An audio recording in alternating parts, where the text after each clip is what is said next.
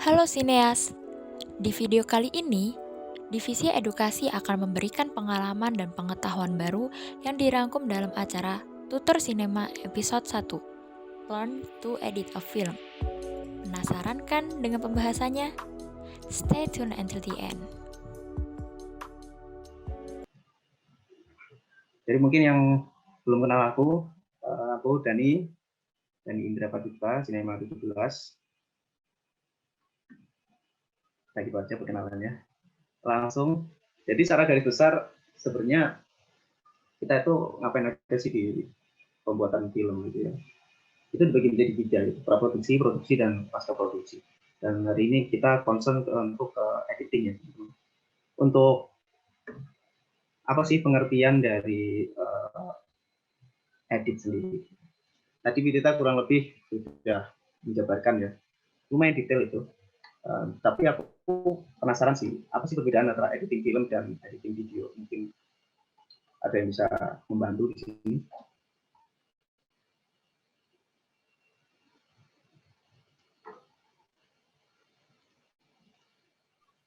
Yang mau Kalau jawab aku mungkin? tunjuk aja ya. Ya boleh deh Mas, tunjuk aja deh. Boleh ya. Mungkin Hangisa aja Pak. Ya Kak. Perbedaannya Pak. Bisa diulang pertanyaannya? Oke. Jadi perbedaan editing film dan video itu apa? Kalau menurutku editing film itu adalah kita mengedit film yang mana kita bisa membawa maksud dari sutradara ke penonton gitu. Kalau edit video ya lebih sederhana sih Kak menurutku daripada edit. Oke, terima kasih Anissa. Jadi sebenarnya sederhananya perbedaan antara editing film dan video itu, kalau editing film itu kita lebih fokus ke skrip ya. Jadi kita ikuti arahan dari seorang sutradara seperti itu. Jadi kita sebenarnya diberi keleluasaan untuk improvisasi di sini. Nanti aku jelasin sih lebih dalam. Tapi kita harus tahu batasan-batasannya dan tidak boleh keluar dari yang namanya skrip atau skenario yang sudah dijelaskan oleh sutradara. Oke, masih di halaman yang sama. Jadi tadi Tita menanyakan mengenai editing offline dan online ya. Oke, jadi sebenarnya editing offline sendiri itu adalah proses memilah dan merangkai footage yang sudah kita ambil ketika syuting. Ya, kurang lebih seperti itu. Jadi file-file yang mungkin misal kita ambil dari kamera yang raw gitu ya, kita convert menjadi proxy ya. Nanti ada gambar dan suara di situ. Nah, itu dinamakan assembly cut. Nah, itu sebenarnya bisa dibilang masih kasaran. Lalu setelah itu nanti menjadi raw cut. Nah, raw cut ini belum picture lock. Nah, di raw cut ini sang sutradara masuk di ruangan editing menanyakan progres itu. Bagaimana footage-nya, bagaimana keselarasan antar footage tersebut, komposisinya seperti apa. Nanti kalau sudah sesuai, kalau memang sudah di approve gitu ya, kalau bahasa kuliahnya itu ACC gitu ya, nanti baru itu bisa menjadi picture lock. Nah, setelah picture lock itu dibagi menjadi 2 lagi tuh di editing online ya, yaitu di audio dan visual. Jadi concern di 2 hal tersebut. Nah, di visualnya sendiri itu kita concernnya ke coloris, rotoscoping, dan VFX ya. Jadi kalau yang belum tahu, coloris itu sendiri kalau kita bahasa umumnya itu color grading ya teman-teman. Nah, itu dibagi menjadi 2 lagi. Jadi itu jadi color correction dan color grading. Itu ada aplikasinya sendiri, namanya adalah DaVinci Resolve. Sekarang yang lagi trending itu DaVinci Resolve. Tapi hari ini aku bakal concern banget ke Adobe Premiere Pro supaya kita benar-benar paham pakem basicnya atau fundamental dari Premiere Pro tersebut. Lalu rotoscoping artist itu kita membersihkan detail-detail yang mungkin teman-teman nggak notice di situ. Mungkin teman-teman kalau tahu YouTube Rewind ya, ini ada satu satu pekerjaan yang mungkin dilupakan atau diignore banyak orang, yaitu rotoscoping artist. Jadi itu yang mengedit adalah Bani Adil.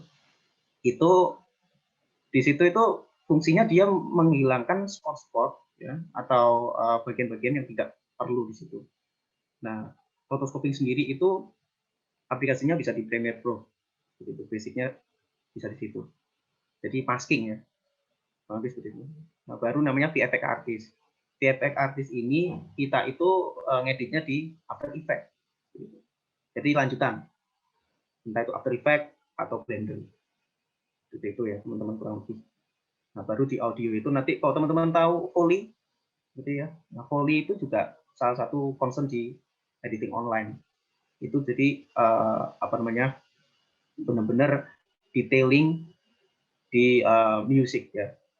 Setelah itu ada namanya automatic dialogue replacement atau ADR. Nah, biasanya memang saat ini biasanya filmmaker indie gitu ya, itu mengkomposnya di Adobe Audition.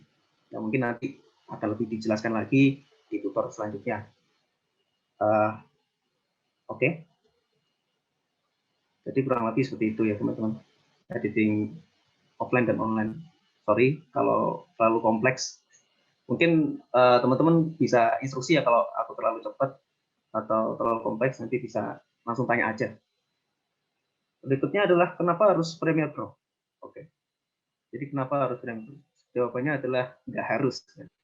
Karena kita bisa pakai Camtasia, kita bisa pakai Filmora, pakai VideoPad, atau bahkan Movie Maker gitu, ketika menggunakan Premiere Pro, ketika editing ya. Jadi tidak ada sebuah keharusan. Namun, kenapa Premiere Pro itu sangat populer? Karena fitur-fiturnya itu dianggap efisien. Mungkin teman-teman kalau tahu film Hugo ya, editornya sendiri bilang Premiere Pro adalah aplikasi terbaik yang pernah dibuat. Gitu. Jadi apa ya? Kalau efisien, kalau kita convert di bahasa kita sendiri itu bisa dibilang ya pas lah. Gitu. Nggak terlalu sulit, maksudnya nggak terlalu kompleks dan nggak terlalu simpel juga. Oke. Nah, kali ini saya menggunakan Premiere Pro sisi 2017. Pertanyaannya, apakah ini bajakan atau original? Itu kan pertanyaan yang paling basic ya. Ya, kalau saya sendiri menggunakan saat itu sebenarnya original, tapi periodnya nggak saya perpanjang. Sebenarnya waktu itu ditawari di 2018, tapi saya kurang efisien aja gitu. 2019, 2020 itu kan udah keluar. Tapi fitur-fiturnya saya rasa masih representatif di 2019. Oke, nah secara garis besar mungkin kalau teman-teman kemarin tidak lepas dari ingatan Brian ya, Brian kan jadi pemateri juga. Itu juga kurang lebih menjelaskan ini, tapi aku ingatkan lagi. Biar kadang itu kalau kita sudah terlanjur pro gitu kita lupa gitu. Istilah-istilah dari Premiere Pro sendiri. Kadang aku juga lupa sih sebenarnya. Jadi ada source, program, project, timeline gitu. Dan penempatannya pun berbeda-beda, bisa beda-beda. Bisa timeline-nya itu di source atau programnya di project gitu. Jadi sesuai dengan keinginan masing-masing. Pertanyaan mendasar, kalau editor itu gimana tampilan workplace gitu kan. Kalau saya sih kebetulan seperti ini. Jadi ya source, program, project, timeline itu common lah ya. Seperti ini. Oke, jadi ini adalah utilities yang ada. Jadi yang kita sering pakai itu adalah Razor. Nah, yang lain-lainnya itu paling kita nggak pernah pakai ya. Kayak yang di bawahnya Silet itu kita juga nggak pernah pakai kayak gitu. Padahal itu memiliki fungsi yang cukup signifikan. Berikutnya adalah referensi. Saya mengingatkan lagi bahwa musik itu salah satu hal yang paling signifikan dalam editing. Jadi saya merekomendasikan beberapa website di sini, ada jamedo.com, Audio Library, Play Music, No Copyright Sound. Ini secara garis besar adalah editing audio yang bisa bilang free. Tapi kalau teman-teman bisa mampu untuk membayar gitu, dalam jumlah dolar atau rupiah, itu banyak sekali selain ini. Namun saya merekomendasikannya yang free aja ya, jadi biar kita bisa langsung gitu ya, exploring tanpa memikirkan pembayaran. Oke, yang perlu diperhatikan dari editing gitu. Oke, jadi saya klasifikasikan jadi 5. Ada footage, music, sequence, timeline, dan rendering. Footage kita tahu sendiri ya, seperti apa tadi saya bilang, kalau memang raw, nanti kita convert menjadi proxy seperti itu, bisa MP4, seperti itu ya.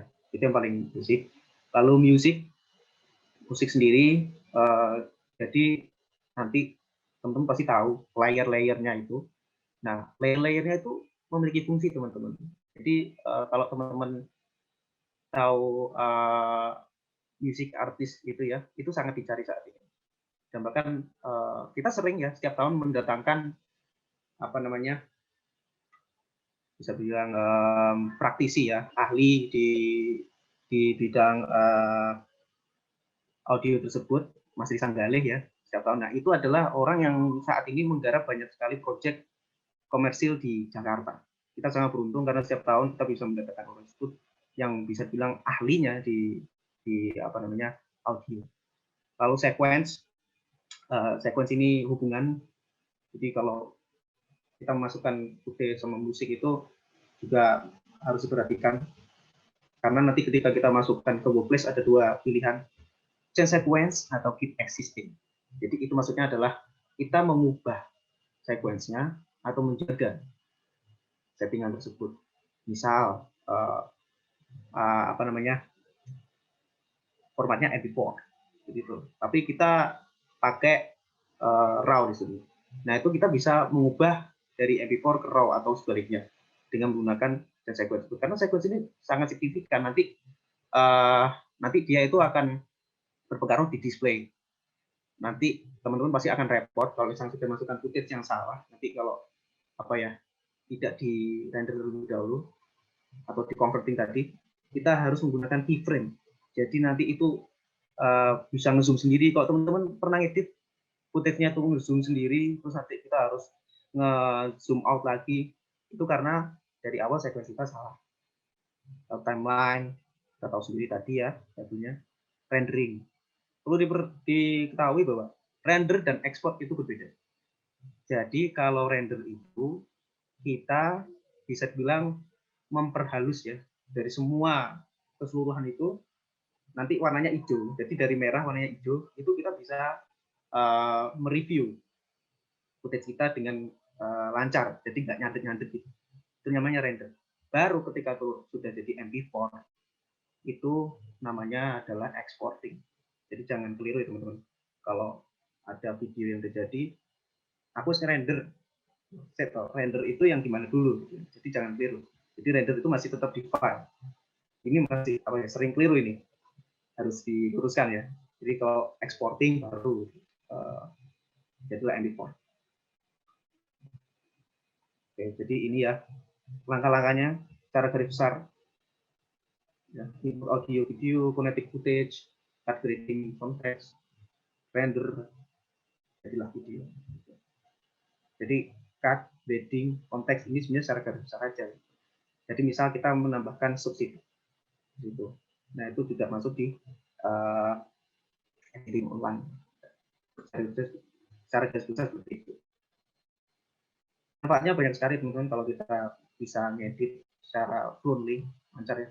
Untuk portfolio sendiri kita bisa upload di Instagram, bisa untuk akademik. Sekarang di pandemi seperti ini kan kita banyak sekali tugas video ya.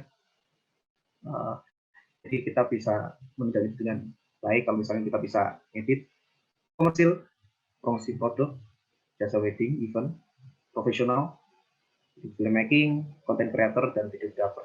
Gitu. Jadi kalau teman-teman tahu videographer itu adalah orang yang seperti apa? Definisi videographer itu apa?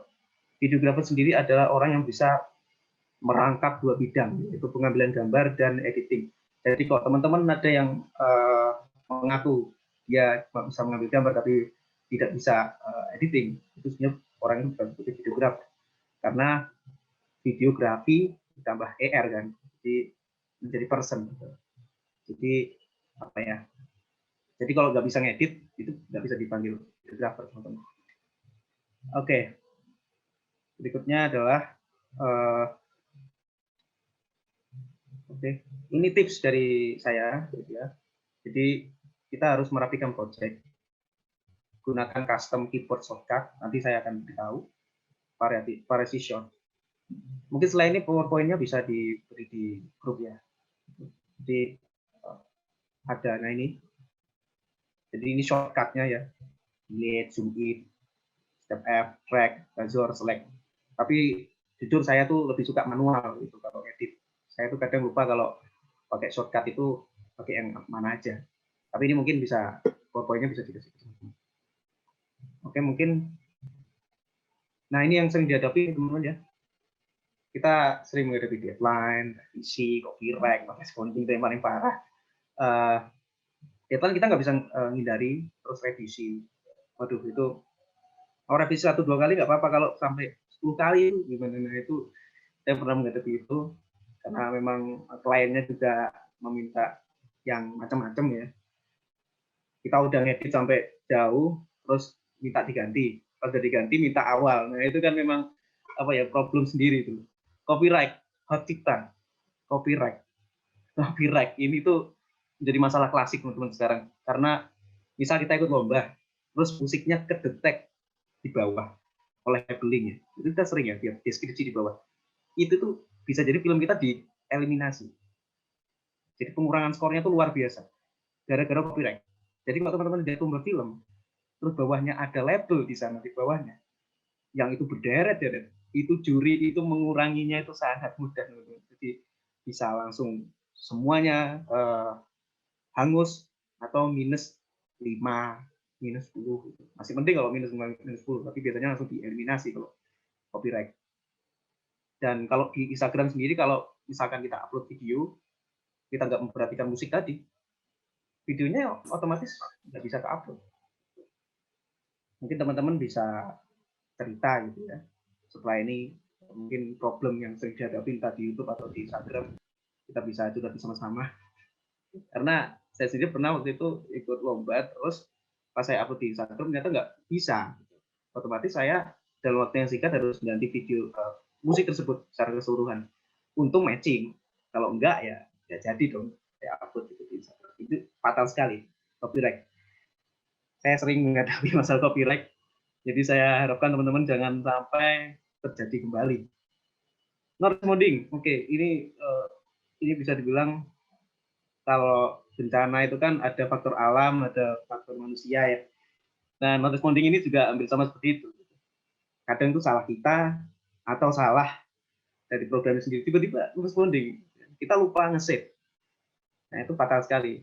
Saya menganjurkan gitu teman-teman untuk ketika editing di save ya, Ctrl S atau di file save. Jangan sampai lupa, karena sering terjadi sering terjadi teman-teman saya kalau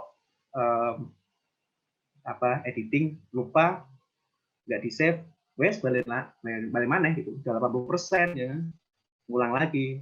Jadi jangan lupa untuk Ctrl S atau save ya, itu teman-teman.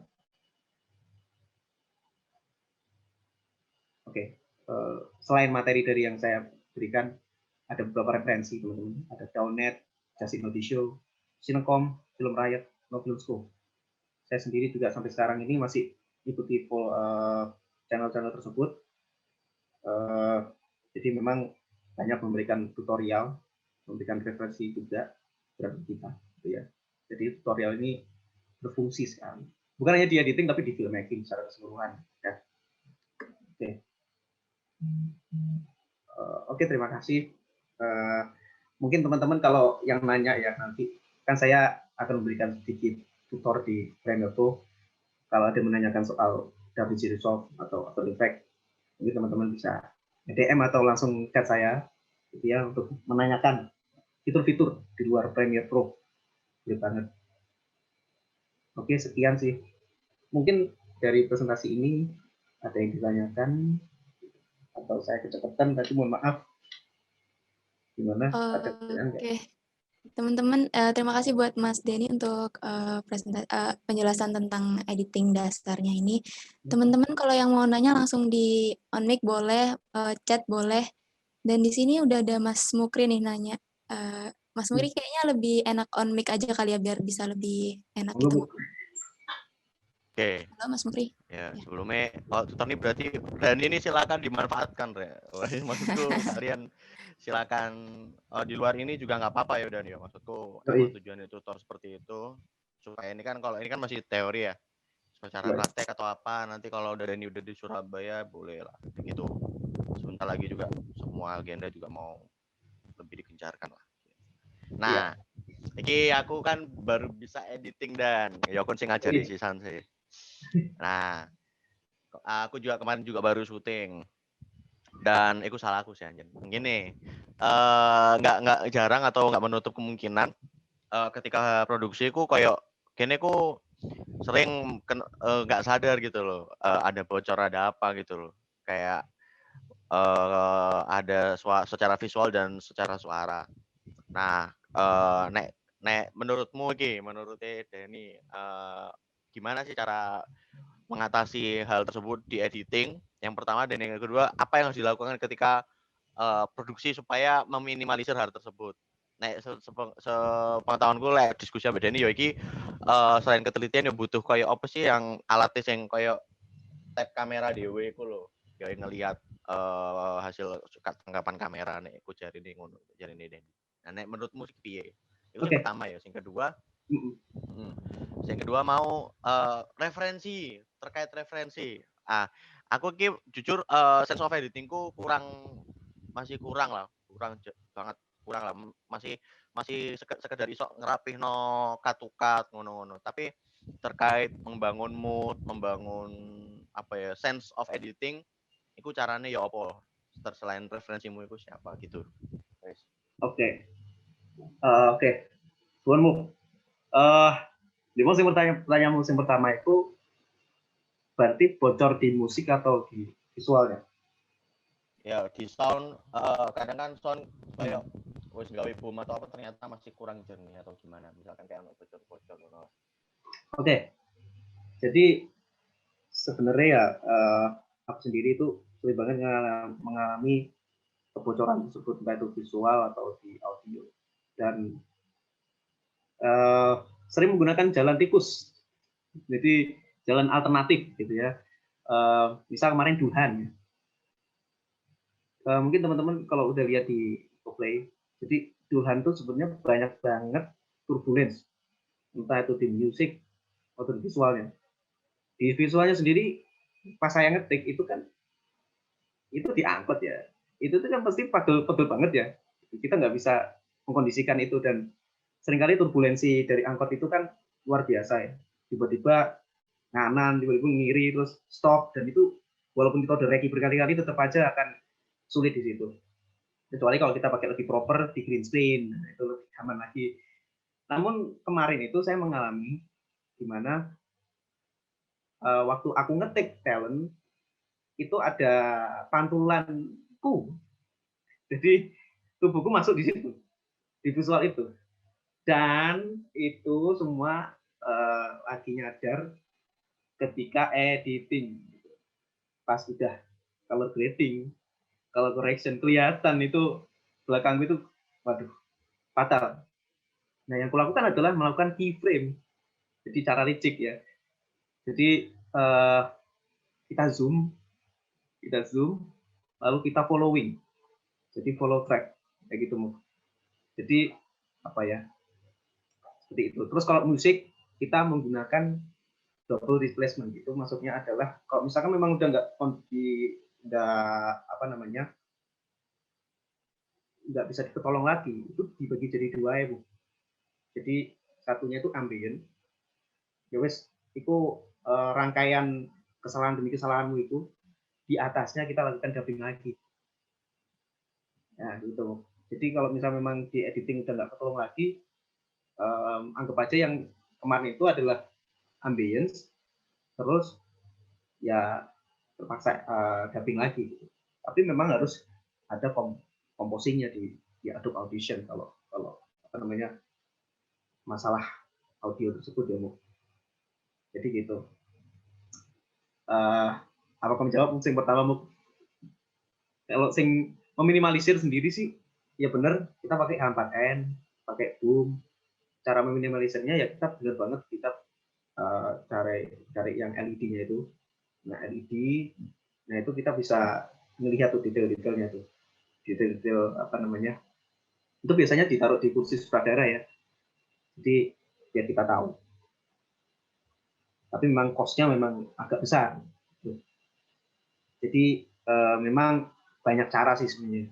Makanya editor tuh memiliki gelar yang sangat terhormat, yaitu penghapus dosa ya.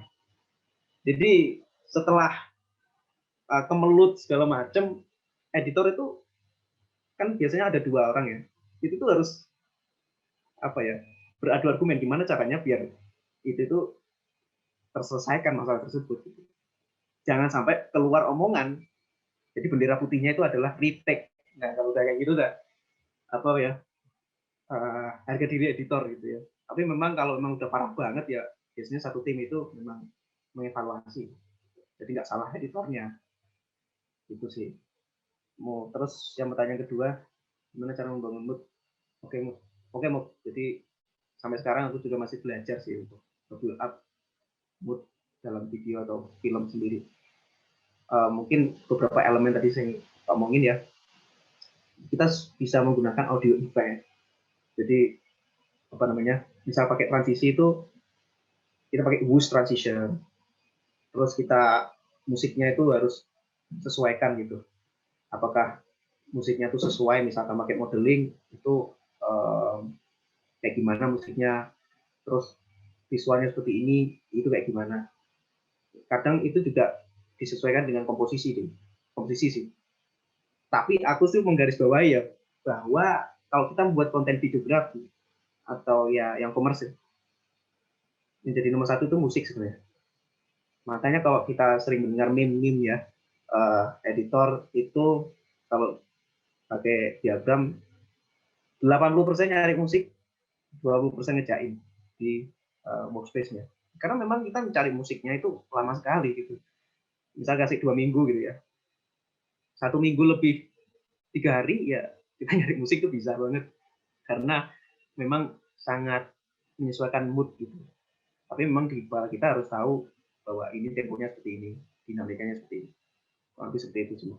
Jadi sampai sekarang aku masih sinau, masih belajar mengenai membangun mood yang orang itu bisa nge-feel dalam video supaya ya tadi. Dan memang sekarang itu masih terjadi pertikaian gitu ya, maksudnya menggunakan editor berkelas, misalnya editor berkelas gitu ya, itu kan musiknya terkenal jeduk-jeduk. Apakah itu salah gitu dilakukan oleh anak kecil, dilakukan oleh bocil ya? Sama sekali tidak salah gitu, karena mereka juga proses belajar, nanti juga makin beranjak dewasa mereka akan mengevaluasi gitu, oh gaweanku kayak gini ya. Mungkin kita dulu pernah seperti itu, tapi kita nggak publish. Seringkali kalau kita lihat video kita zaman dulu editing, kita sering merasa gambar itu jijik gitu ya. Padahal itu adalah proses yang kita jalani. Jadi kalau respons apakah editor berkelas itu tidak masuk dalam proses belajar, jawabannya adalah enggak, karena memang itu proses. Mungkin nanti suatu saat mereka akan menjadi editor yang real berkelas. Jadi yang sekarang itu sih. Mungkin ada pertanyaan lain mungkin sebelum masuk Premiere. Referensi dan referensi. Referensi lek Brian lah Sam Calder senengane. Terus kan belajar dari YouTube kah gimana yuk kan kayak gitu. Kalau aku kan emang lahirnya dari Instagram ya, anak Instagram. Kadang itu gonta-ganti mood gitu. Memang kita tahu Sam Calder gitu ya. Sam Calder itu sangat fenomenal di masanya, dan aku pun pernah berkiblat di situ. Terus aku berganti lagi ke ke MP gitu. Jadi lebih moody, lebih permainan slow motion, terus kecepatan. Itu figurnya biasanya di Indonesia itu banyak banget. Contoh Ivan Saputra Alam, ya. Terus ada Adri Manu, mungkin teman-teman bisa lihat di Instagram ya. Terus ada Lutfi Dani, itu beberapa videografer yang memiliki ciri khas tersendiri. Jadi untuk membangun itu mungkin teman-teman bisa lihat dari situ ya. Atau sekarang di bumi Editors ID, Indovisualgram, editor, itu bisa lihat referensi video Oke. dari situ. Jadi emang kudu banyak-banyak nonton sih ya. Nonton Yoi. dan ngulik-nguliknya itu. Iya, jadi kalau kita lihat video di platform Instagram yang re-upload gitu ya, kita lihat yang kita itu siapa. Terus kita kulik, oh ciri khasnya seperti ini ya. Itu videografer itu punya ciri khasnya masing-masing dan itu unik sih. Jadi diversity ini yang menurutku bisa teman-teman pelajari sehingga teman-teman bisa nyari karakter sendiri, mungkin nanti bisa dikomersilkan gitu di Instagram atau jadi foto-foto teman-teman, itu kan jauh lebih baik. Itu sih mungkin saran dari aku. Aku juga sampai sekarang masih terus belajar sih terhadap hal tersebut. Mungkin pertanyaan lain mungkin. Oke, terima kasih Mas Mukri. Mungkin ada pertanyaan lain teman-teman tentang apa ya? Aku mau nanya deh Mas. Ada yang nanya ya? Siapa nih? Iya. Ya boleh. Tabah. Silakan. Ya, aku mau nanya Mas. Oke. Ini apa ya? Misal apa? Aku kan beberapa kali sempat bikin film iseng gitu sama temen, tapi kayak horor gitu loh. Jadi kan kebanyakan scene-nya itu kan gelap kan Mas. Nah itu akhirnya kan karena gelap itu kan footage-nya banyak yang noise kan Mas. Nah kalau Mas Denny itu itunya apa? Mengatasinya itu gimana? Karena aku tuh ngatasin pakai plugin di Premiere Pro yang namanya Need Video itu, Oh ya. yang reduce noise itu. Tapi menurutku kalau pakai itu tuh malah gambarnya jadi apa ya? Jadi nggak tajam gitu sih. Oke. Ya. Oke, makasih Tabah. Jadi sebenarnya kalau noise ini kan masalah basic banget. Aku juga pernah pakai Need Video, itu malah jadinya rusak gitu. Betul. Jadi memang ketika kita mau ngilangin partikel tertentu, nanti tiba-tiba tuh malah semuanya nyebar gitu. Ibaratkan virus nyebar semua dalam satu footage. Saranku jangan pakai plugin, tapi usahakan pakai yang manual aja gitu, noise reduction. Tapi kalau memang nggak bisa ditanggulangi, saranku kembali lagi ketika diproduksi, mending menggunakan lighting yang cukup memadai sih saranku. Jadi kalau memang punya LED lighting gitu ya, lighting LED gitu, itu walaupun film horor tetap aja pakai. Nanti waktu di editing baru permainan kalau shading gitu. Jadi atau mungkin kalau di curve itu kita bisa turunin gitu kan, yang garisnya itu ya diturunkan ke bawah, curve-nya diturunkan ke bawah, itu udah nge-feel horor sih. Jadi gitu silahkan. Jadi kita main lighting aja. Karena kalau udah kondisi footage-nya itu udah noise banget, itu menurutku sulit sih untuk diangkat kembali sih. Jadi kita maksimalin di produksi aja sih. Itu. Apakah menjawab? Mungkin. Oke, nah kalau misal itu sih Mas, apa ya? Kita udah berusaha semaksimal mungkin gitu ya. Nah, tapi ternyata apa kita kan biasanya hasil di kamera sama hasil kalau pas mau diedit tuh kan kayak beda kan. Kalau di kamera tuh kadang apa rasanya udah nggak noise gitu. Tapi ternyata waktu lagi proses editing loh, ternyata ada noise-nya gitu. Tuh kalau Mas Denny gimana tuh cara ngatasinnya, Mas? Oke. Tergantung situasi waktu produksi ya. Jadi biasanya itu kalau aku harus di preview dulu. Dan itu benar-benar harus detail sih. Kayak di zoom. Jadi kita lihat di laptop, terus kita zoom, apakah ada partikel itu, apakah ada noise. Kalau enggak, retake. Jadi benar-benar maksimalnya di waktu produksi. Nah, cara mengatasinya kalau memang benar-benar nggak ketulung gitu ya, ya jadiin aja bahwa noise itu menjadi salah satu taste di film kamu. Jadi kayak malah menjadi sesuatu yang menarik sih. Aku juga pernah waktu itu buat konten yang udah fail banget gitu ya, males retake, noise gitu ya.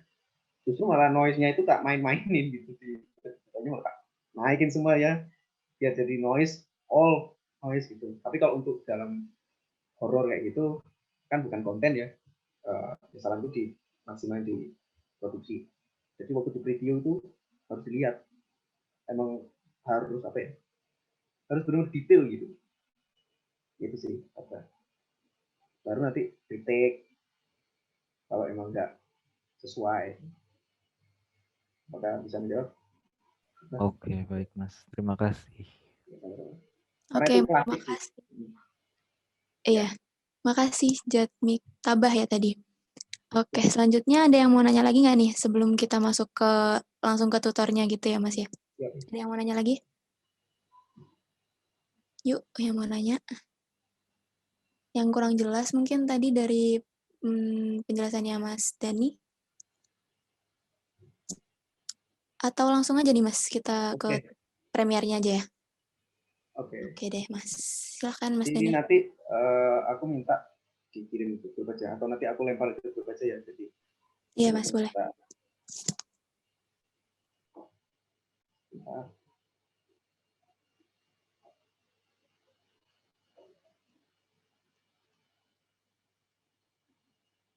Oke, apakah sudah masuk di Premiere? Sudah Mas, sudah kelihatan. Oke. Jadi aku nggak perlu apa ya menjelasin apa dari awal ya. Ketika kita buka Premiere itu tampilannya seperti apa. Ya kurang lebih seperti ini ya teman-teman. Jadi ini kurang lebih adalah timeline edit Dulhan. Kebetulan aku waktu itu perannya adalah editor offline dan Brian adalah editing online. Itu yang bagian nge-grading. Oke. Jadi kalau teman-teman lihat di sini temanya sangat sederhana ya. Hanya satu footage. Terus tapi perlu diketahui bahwasanya di sini bentar ya.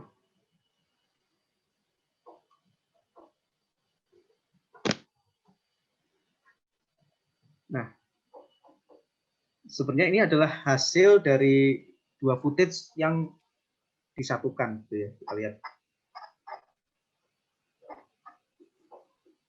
Jadi seperti ada penggabungan gitu. Jadi saya menggunakan dua project waktu itu. Ini saya menggunakan project yang dimainkan oleh Brian. Dan di sini tuh ada nest gitu ya. Tapi saya convert lagi menjadi timeline biasa. Nah, seperti itu. Nah, ini apa namanya? Dulhan ini kan seperti yang saya bilang tadi, saya menggunakan keyframe ya. Jadi mungkin teman-teman yang belum tahu keyframe, itu adalah salah satu fitur yang dipergunakan ketika kita main efek kontrol. Jadi ketika kita klik, ya inilah keyframe. Jadi teman-teman misal nih, di ini ya. Nah, di bagian sini tuh kan ini kan apa ya, bisa dibilang agak ngezoom gitu ya. Itu karena di bagian sini tuh ada saya, ada tampilan saya. Jadi saya memainkan zoom di sini, kita lihat ya scale-nya. Ini parameter ya, 117, lalu 161. Nah, turun, naik, turun. Karena emang harus menyesuaikan dengan keadaan footage. Jadi kurang lebih itu salah satu basic ya teman-teman yang harus kita kuasai, di mana keyframe itu permain itu bukan hanya di scale saja tapi di position, bisa di rotation juga, lalu permainan opacity itu tetap namanya adalah keyframe. Nah, seperti itu kurang lebih. Oke, jadi kalau yang penasaran ini gradingnya di mana gitu ya. Jadi kebetulan waktu itu menggunakan dua cara, yaitu color correction dan grading di Photoshop. Jadi mungkin teman-teman kalau udah tahu ada konvertisasi bernama cube ya. Jadi nanti ketika kita convert, nanti itu jadinya bentar, seperti ini, input load Dulhan. Ini berasal dari cube yang dihasilkan oleh Brian dan saya di Photoshop. Seperti itu. Jadi, warnanya cenderung berwarna. apa coklat agak ke orenan gitu ya. Dan pemilihan color grading sendiri, apakah itu keputusan dari editor secara sepenuhnya? Jawabannya adalah enggak ya. Gitu. Kecuali kalau lagi-lagi kalau kita videographer, kita menentukan sendiri. Kalau ini ada kepalanya, si sutradara. Jadi waktu itu Mas Yudi Raihan itu menentukan psikologis warnanya. Jadi dari referensi-referensi udah dilihat, itu jadilah berwarna coklat. Gitu. Kalau secara psikologi sendiri itu meaningful-nya seperti apa sih? Sebenarnya kalau grading itu ya di trias warna itu, apa namanya di diagram warna, itu teman-teman mungkin kalau tahu warna biru itu artinya apa. Lalu kalau warna kuning artinya apa? Kuning ke coklat seperti apa artinya? Nah, kalau kuning itu artinya kan bahagia. Kalau teman-teman lihat film Thailand ya, itu warnanya itu kan kekuning-kuningan gitu ya. Nah, itu tuh apa ya? Itu adalah maksud dari seorang filmmaker sendiri untuk memberikan feel happiness di situ. Nah, apakah color grading itu tidak apa ya, tidak bisa digunakan, tidak bisa diaplikasikan di Premiere Pro? Jawabannya adalah tentu saja salah ya teman-teman. Sebentar saya close dulu. Oke, saya berikan contoh video yang saya edit. Color gradingnya itu hanya dari Curve ya. Sebentar.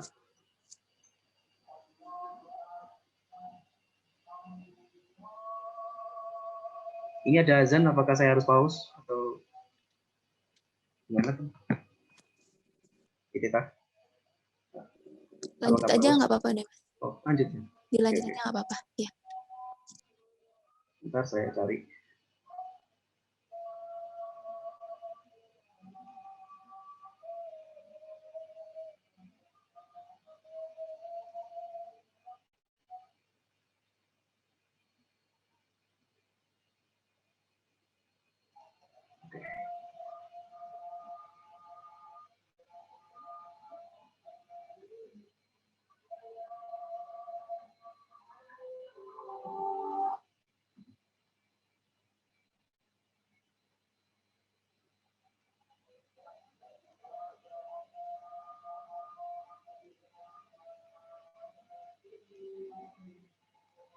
Oh, ternyata nggak bisa share screen video ya.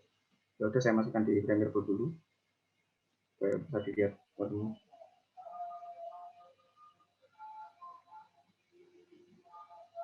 Jadi kebetulan ini saya hanya menggunakan Lumetri Color dan Curve ya teman-teman.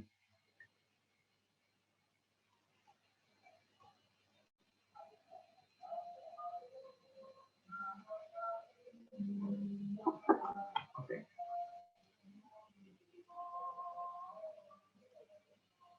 Apakah sudah terlihat? Udah Mas, sudah kelihatan Oke. aman. Saya masukkan dulu.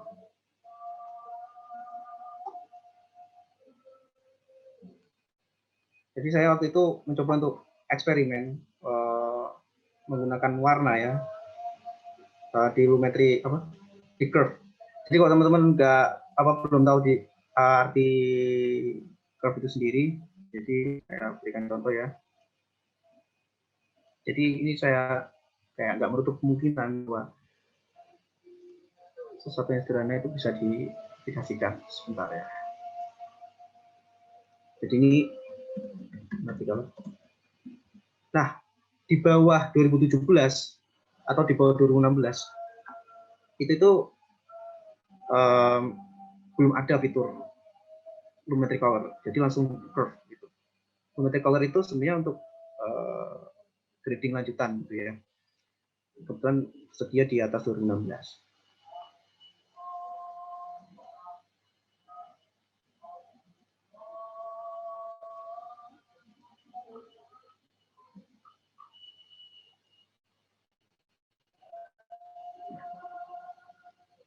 Ini adalah curve ya teman-teman.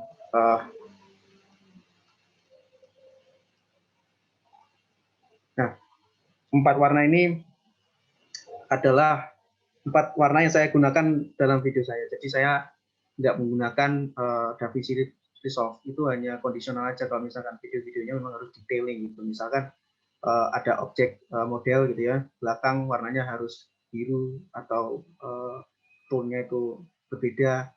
Nah itu baru kita permainkan di DaVinci Resolve atau bisa main di Photoshop. Tapi saat ini karena memang saya men-challenge ya untuk concern ke Premiere Pro, jadi saya perlihatkan fitur-fitur yang bisa digunakan di Premiere Pro karena stereotipnya kalau kita pakai Premiere Pro itu nggak bisa grading. Jawabannya adalah salah ya. Oke, jadi di video ini apakah suaranya terdengar? Terdengar tapi kayak pelan gitu, Mas. Putus ya? Iya. Oke. Kalau gitu saya preview aja. Jadi ini pertama ya. Ini adalah hasil dari saya menaikkan secara total warna merah seperti itu, dan saya turunkan warna biru sehingga jadinya seperti ini. Ungu ya, tidak ungu ini. Itu maaf Mas, itu kayaknya Ya. oh enggak. Oke, nah ini warna merah.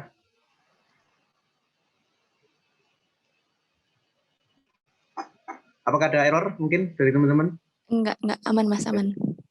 Nah, ini saya murni menggunakan Premiere Pro ini, warna-warna ini. Jadi murni dari curve. Nah, biasanya kan ada kayak color apa namanya? Color correction terlebih dahulu ya. Tapi kalau saya langsung aja terabas pakai RGB curve gitu. Nah, setelah itu saya breakdown. Nah, ini warna-warnanya bisa dibilang apa ya? Lumayan deep feel ya, agak dark gitu. Ini semua dari curve ya, seperti itu. Nah ini adalah kurang lebih breakdown-nya. Kenapa saya grading terlebih dahulu? Karena stereotip ini kemana-mana ya teman-teman. Jadi kayak bermunculan bahwa di Premiere Pro itu nggak bisa grading. Maksudnya kamu harus cover dulu, baru nanti render dulu, baru nanti bisa dipermainkan di apa namanya di DaVinci Resolve. Atau mungkin teman-teman kalau menggunakan jalur alternatif ya, teman-teman bisa download free-nya di YouTube. Nah itu teman-teman tinggal nyoba-nyoba aja yang mana yang pas. Tapi kayak gitu kurang baik ya teman-teman. Jadi kita harus tahu basic manualnya terlebih dahulu, baru nanti kalau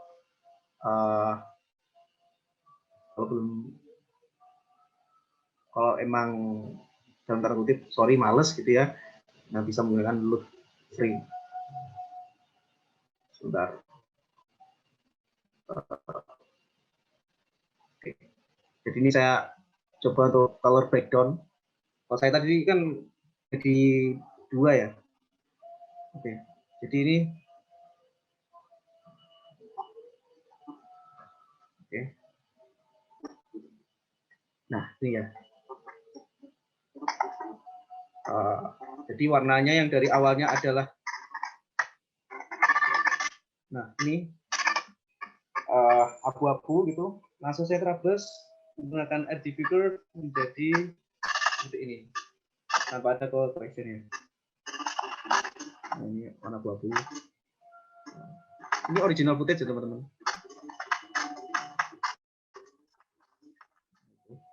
Ini malam.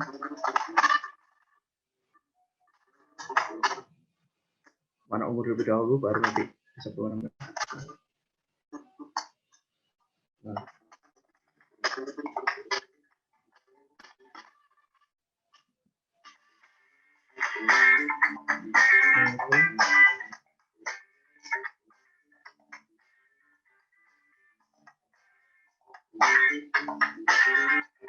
Nah, itu mungkin teman-teman sedikit motivasi aja sih bahwa di Premiere Pro itu juga bisa grading, walaupun memang kita itu harus mencari cara sendiri sih untuk gimana caranya biar menariknya. Kalau untuk detailing bisa banget. Apakah fitur di DaVinci Resolve itu nggak ada di mana? Di sini jawabannya salah. Di sini ada, bentar, ini tadi saya menggunakan ini ya. Kita ulangi kembali, volumetric color, masukkan di sini. Nah, di sini tuh ada HSL secondary. Saya nggak akan mengaplikasikan sampai soft gitu ya. Tapi di sini teman-teman tuh bisa detailing ya. Jadi dari set color-nya, nanti warnanya apa, add color, remove color gitu. Nah, fitur ini hanya ada di atas kalau kalau saya nggak salah itu di atas 2016. Jadi ini tuh kita bisa membedah tone warna. Tapi memang nggak semaksimal ketika kita menggunakan Lightroom atau preset di Photoshop atau tadi ya DaVinci Resolve sekali lagi. Memang itu menjadi primadona juga untuk color grading saat ini. Itu yang pertama, jadi soal color grading. Mungkin teman-teman kalau ada saran, saya harus memberikan tutorial yang mungkin teman-teman ingin tanyakan. Di sini tuh intinya yang perlu diperhatikan di Premiere, ketika kita input video, itu nanti pasti ketika kita, sebentar ya, saya menggunakan sequence. Nah, ini tuh new sequence ya teman-teman, new item. Sequence itu bahasa Indonesianya adalah hubungan.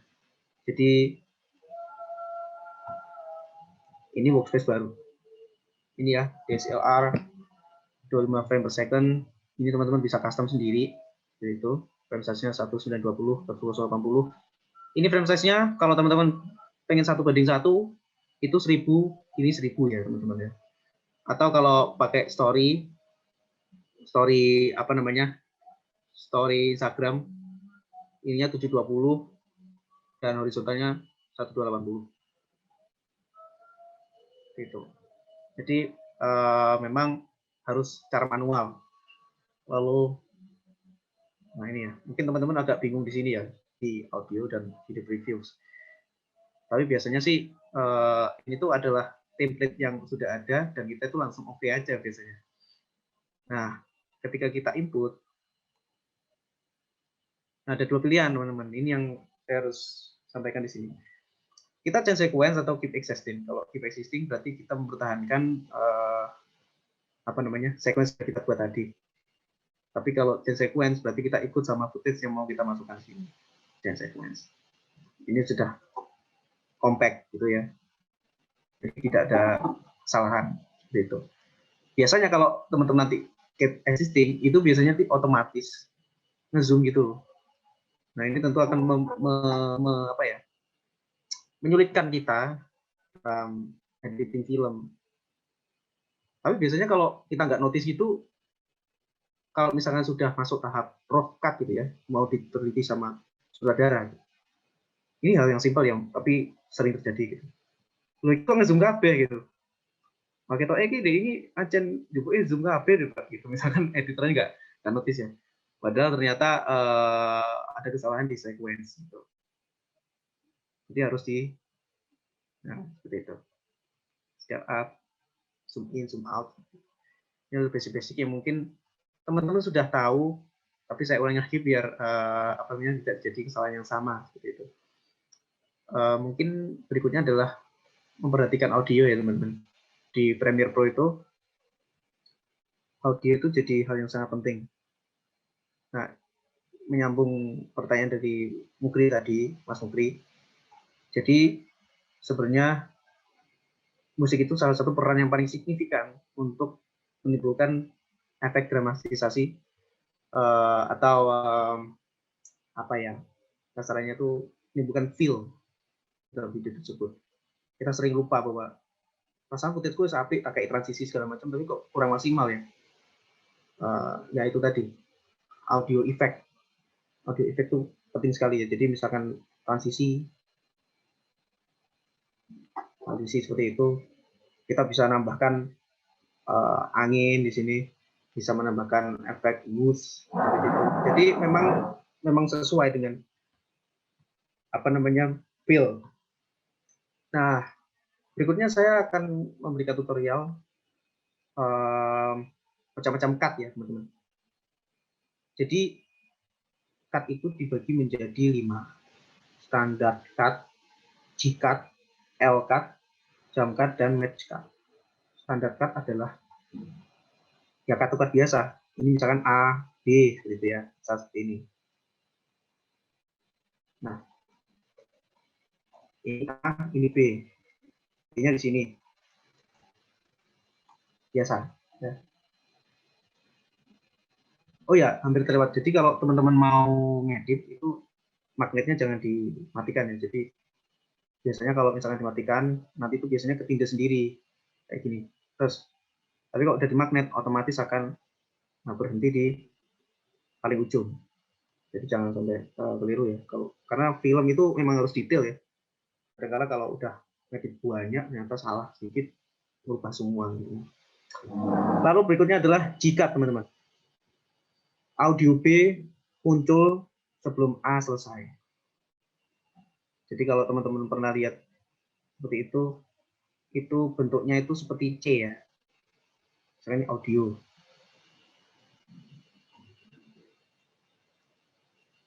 Ini saya permisalan aja ya teman-teman. Jadi memang audio example di Zoom memang belum terlalu maksimal. Jadi saya memperlihatkan dari polanya saja. Jadi misal seperti ini. Nah, jadi audio B itu muncul sebelum A. Nah, ini itu sebelum A selesai. L-cut. Nah, L-cut itu ketika audio A-nya itu belum usai tapi B-nya udah mulai. Itu. Lalu jump cut. Kalau jump cut sendiri agak jarang dilakukan.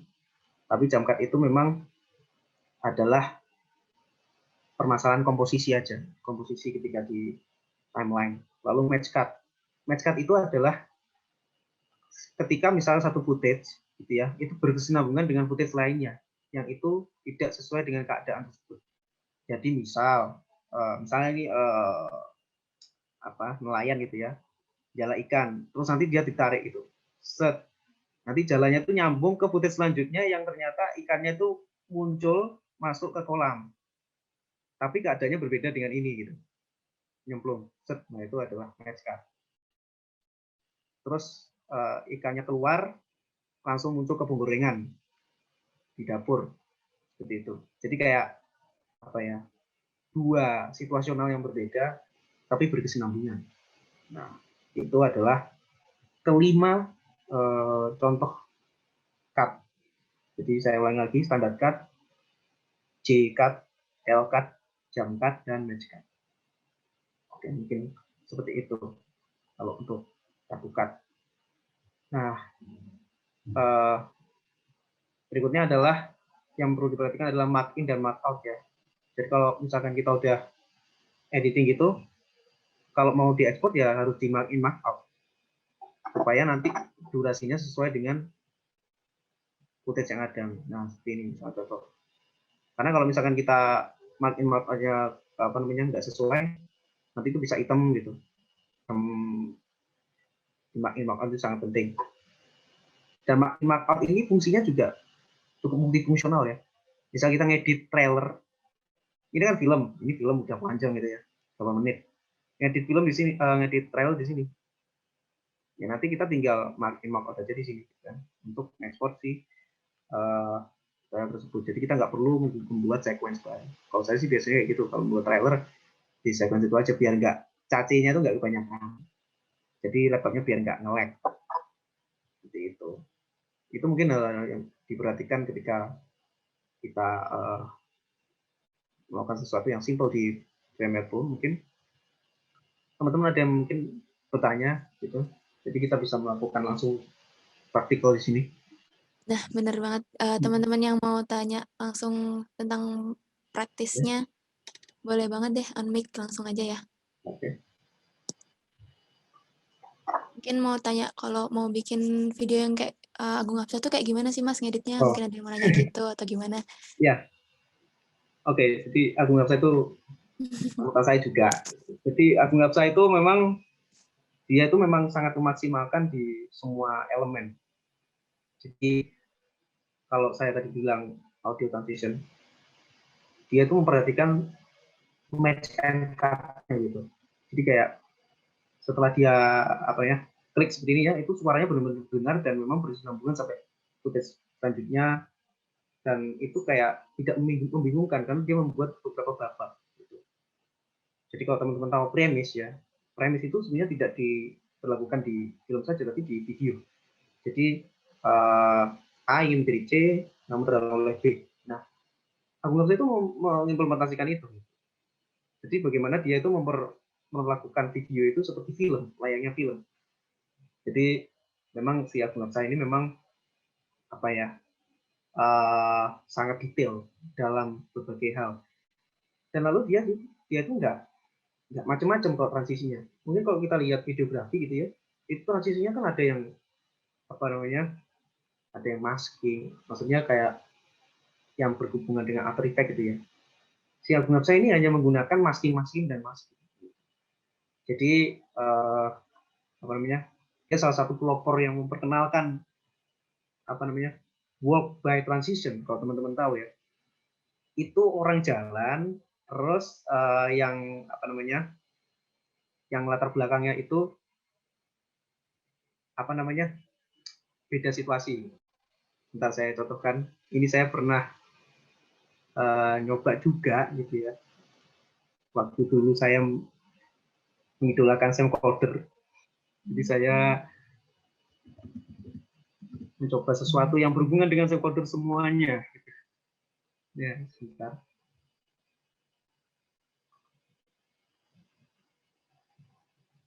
Jadi ini adalah sesuatu yang dilakukan oleh Agung Hapsa, dan dia itu enggak, dan dia bilang sendiri gitu pernah waktu itu di live IG ya, kalau saya udah terlanjur suka sama figur itu saya ikuti semuanya, sampai live IG juga saya ikuti. Dia itu bilang bahwa sekarang banyak videografer yang menggunakan banyak transisi, padahal sebenarnya kita bisa melakukan sesuatu yang lebih simpel. Nah, contohnya adalah nah ini karena saya tadi tidak menggunakan change sequence, saya menggunakan sequence yang ini ya, makanya ini seperti zoom out gitu. Nah, itu kita harus manual lagi. Nah, di sini sebentar lanjut aja. Nah, ini seperti ini contohnya ya. Apakah sudah berjalan? Oh, belum ya. Oke. Nah, ini. Oh, tidak bisa berjalan. Oke, saya klik sini aja. Nah, jadi seperti ini. Saya menggunakan peralihan. Nah, itu.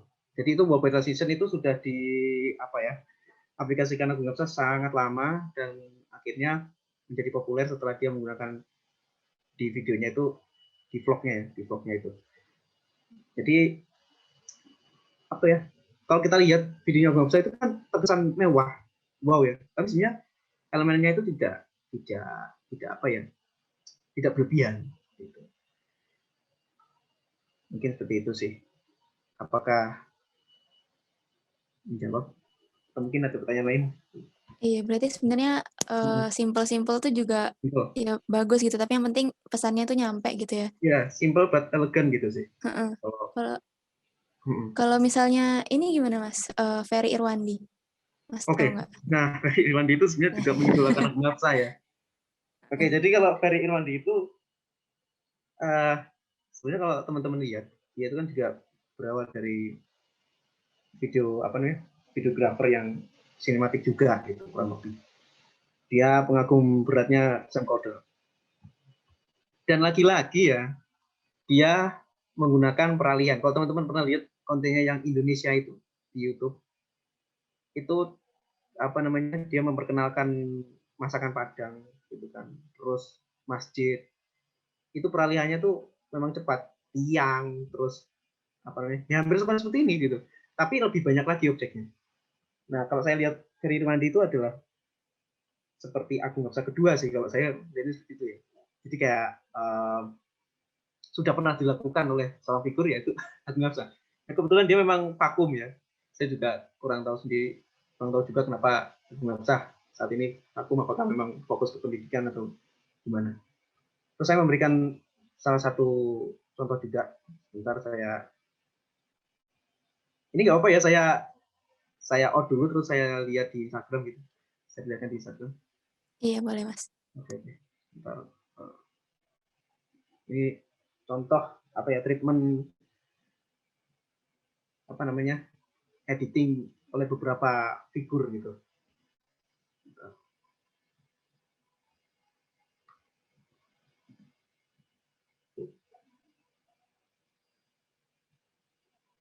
Sosok yang saya sampaikan tadi, Ivan Saputra Alam ya. Oke, Ivan Saputra Alam itu Iya. ya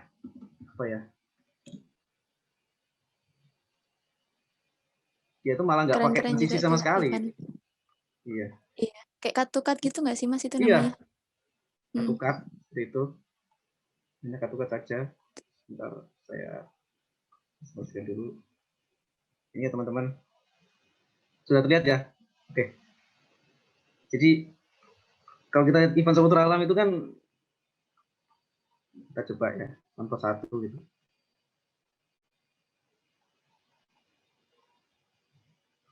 Ini malah dia itu ya cut-to-cut, tapi kombinasinya itu pas gitu antara cepat terus lambat ya, fast motion, slow motion, lalu kalau jadinya itu. Dan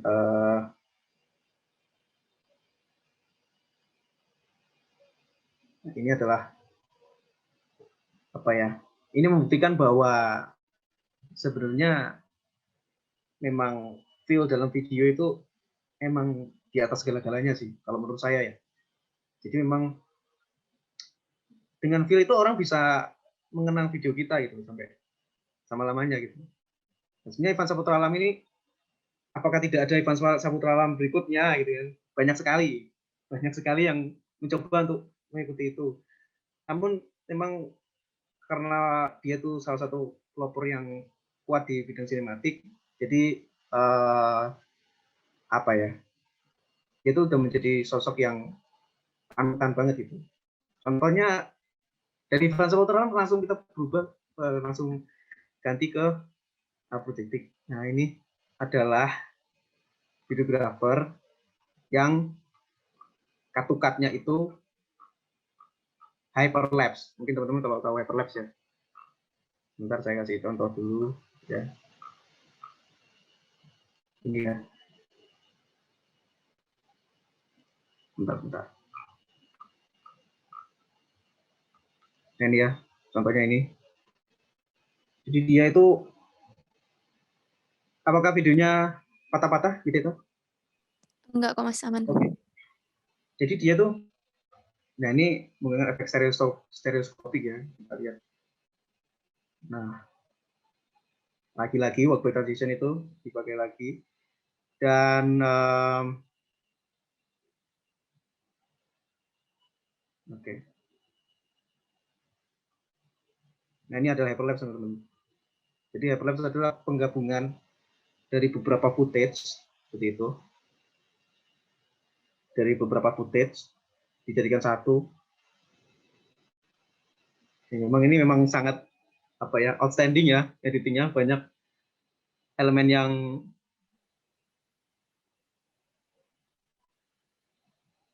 kompleks gitu kali ya, Mas, editingnya. Kompleks. Tapi kurang lebih si Aphrodite ini juga main masking. Sekali lagi masking itu menjadi kunci. Oke. Mungkin itu sih 2 contoh figur ya yang bisa dibilang tuh mungkin bisa menjadi contoh ya, bagaimana memainkan Premiere Pro. Dan mereka memang memainkan Premiere Pro. Ivan Saputra sendiri kalau ditanya gitu ya, grading di mana gitu, ya jawabannya di Premiere Pro, padahal ya di DaVinci gitu kan. Itu pertanyaan jawaban yang cukup menjebak gitu ya. Nah, bagaimana cara masking gitu kan? Mungkin ini mohon maaf ini kompleks, tapi teman-teman bisa melakukannya itu.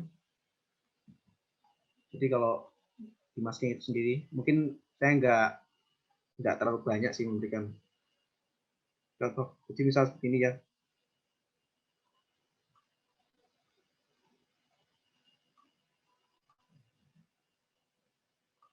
Memang harus detail, jadi nah itu kurang lebih masking itu seperti itu teman-teman. Ini juga bisa diaplikasikan ketika video esai gitu ya, esai edukasi. Tahun lalu itu Lintang gitu, itu banyak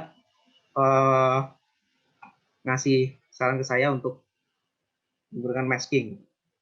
Nah ini tuh sangat berguna sekali. Nah ini bisa digunakan untuk footage selanjutnya. Dan sekali lagi keyframe harus benar-benar diperhatikan ya teman-teman. Digunakan di situ. Nah detailingnya.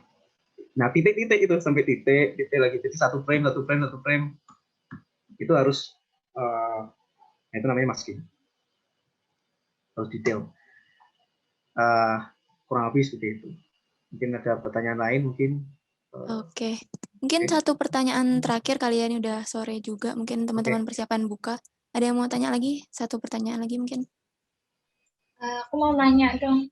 Tadi Oke, aku boleh. masih agak bingung yang color grading itu loh. Nah, itu kan itu waktu video color breakdown itu kan ada beberapa lapisan ya, Mas. Nah, itu tuh gimana sih, apa ada rumusan gitu nggak, Mas, untuk nentuin kayak misalnya nih warna orange. Nah, itu tuh warna pertamanya itu apa, keduanya apa, biar sesuai dengan warna yang diharapkan gitu. Oke, makasih ya. 3 pertanyaan sangat bagus ya. Oke, jujur sebenarnya kalau teman-teman follow di Studi Envelope atau Instagram yang hubungan dengan film, itu kan ada color palette ya teman-teman. Nah, color palette, di dalam color palette itu biasanya itu terdiri dari beberapa elemen warna. Jadi misal warna orange gitu ya, itu orange itu ter-build up dari warna apa aja gitu. Dari kuning, terus coklat gitu. Nah, saya tadi menggunakan, itu misalkan di background tadi ya. Bentar saya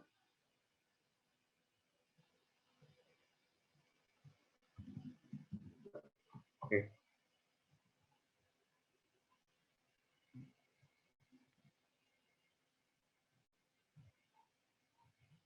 Bentar, teman.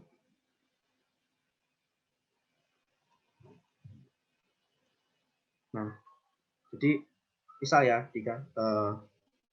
misal untuk menghasilkan warna ungu seperti ini. Jadi saya menggunakan warna dasar ungu yang muda, terus saya tambahi lagi warna ungu serupa di atasnya. Nah, ini warnanya menjadi ungu pekat seperti itu. Terus misal, nah ini ungu, terus warna merah.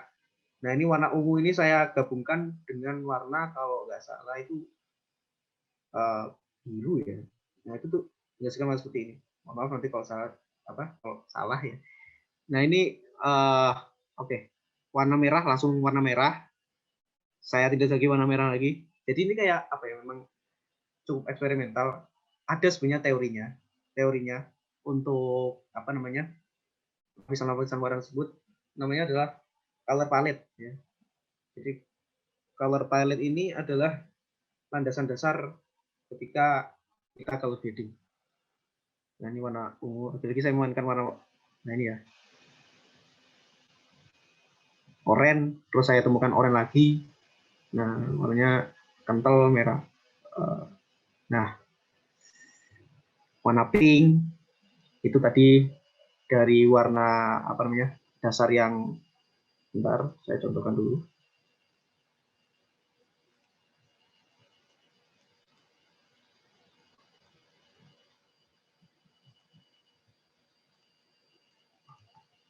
Multicolor ya dulu, multicolor. Lalu basicnya